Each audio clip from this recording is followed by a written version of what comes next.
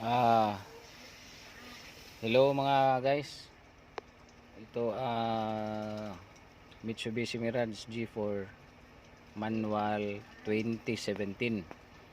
Yung pag i-install ng camera na walang yung yellow socket, walang video input ba. Bali guys, ito ang gagawin nyo. Ito. Yan o, yung tinuro ko. Yan. Yan. Meron diyang yung karugtong na wire, which is ito. Hahanapin niyo yung diyan, yung itim, which is itong black. Ito, kita nito. Yan. Galing diyan dito, yung sa ilalim, pinakailalim. Merong wire ito. Hanapin niyo yung black. Yung black ito na yan siya. Puputulin nyo yan siya, tapos ito yung galing sa yung camera, yung harness. Dalawa kasi ang harness, at ang isang harness ito.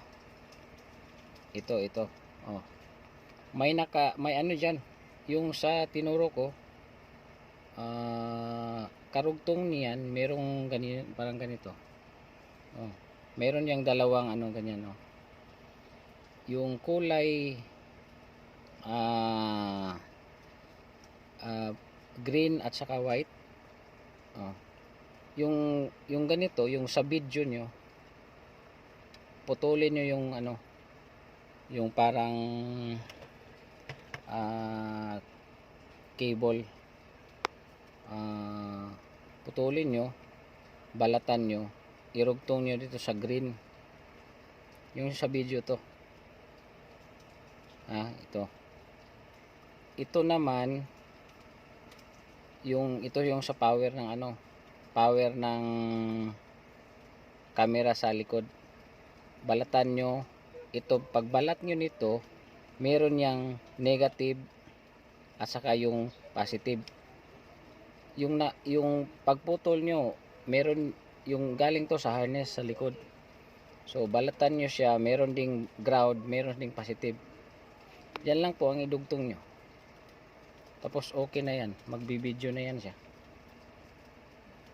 Pag hindi to, ito at saka yung red, pag hindi yan nakadugtong, ang lalabas niyan is no video. No video.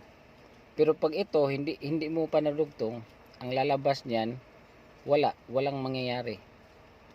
Bali, pagbalat nyo sa yung camera sa likod, yung tatlo, balatan nyo yung tatlong wire. Tingnan mo, tatlo yan siya. Irugtong nyo dito sa green at saka white na yun lang. Tapos okay na yan. Yun lang, sana makatulong. Yan guys. Tapos ko na nakabit yung kanina, yung video. Tingnan mo kung ano kaganda. Yan. Hindi, ang ganda, ang linaw Yan guys, DIY nyo lang. 350 lang magagastos nyo, pero pag nagpunta kayo sa nag-i-install, 3.5 hingi nila. So 3.5 sa akin, 350 lang. Tingnan nyo. Yan guys, sana may makatulong yung video yan. Mas makakatipid pa kayo. Thank you guys.